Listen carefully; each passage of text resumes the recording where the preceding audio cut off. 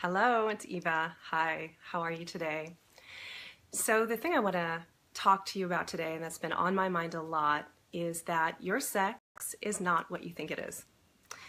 And I come up with this philosophy from doing this for 20 years. I've been working with people and their sexuality. And I want to say, if you're watching this, the first thing I really want to share with you is whatever you're doing with your sexuality, like wherever you are in relationship to your sexuality, there is nothing wrong with you.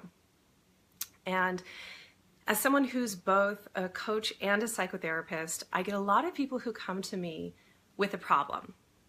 And some of the common problems that I see are like men who want orgasmic mastery. I see a lot of women who want more orgasm, or they want to reach their orgasm more easily and more frequently. I work with people who are shut down in terms of their intimacy and have some kind of block around emotional connection. And I also see a lot of couples who have a problem, I guess, with desire or with, keeping that spark alive, keeping the chemistry between them.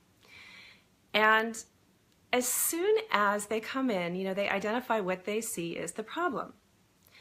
And that's the first problem, is that as long as we're calling it a problem, we're really not going to be able to get to the solution. And this is why. I totally believe this. As long as we call it a problem, it goes into resistance and it goes into hiding. So instead of calling it a problem, I'm going to offer you an alternative. And I find that this really works with the clients I work with. Let's call it an invitation. And I use this metaphor of the indicator light. So if you're driving a car, right, and your indicator light goes on, it's letting you know that there's some breakdown in the mechanical system. So you wouldn't take the car to the shop to get the indicator light fixed. And when it got fixed, you'd say, oh, thank you for turning off the indicator light, right? You would want to know actually what the indicator light was indicating and then fix that. Sexuality is like a profound way shower. I believe one of the deepest way showers in our human constellation. And sexuality always beckons us to go deeper.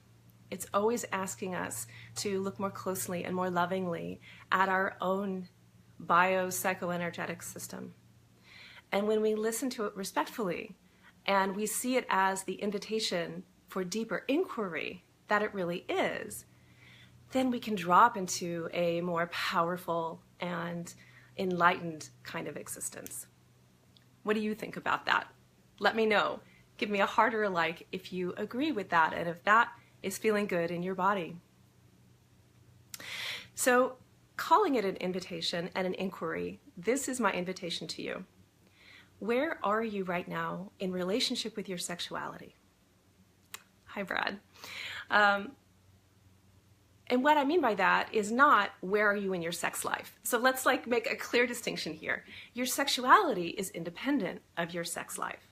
So even if you don't have a sex life or you don't have a sexual partner or you have many sexual partners, you still have a sexuality that exists beyond that and independent of that.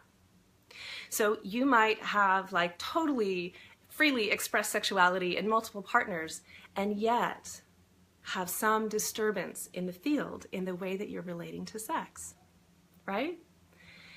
So you may or may not want to comment on this, and that's okay. This is private, but I really invite you just to consider that and to look at what is your sexuality asking of you?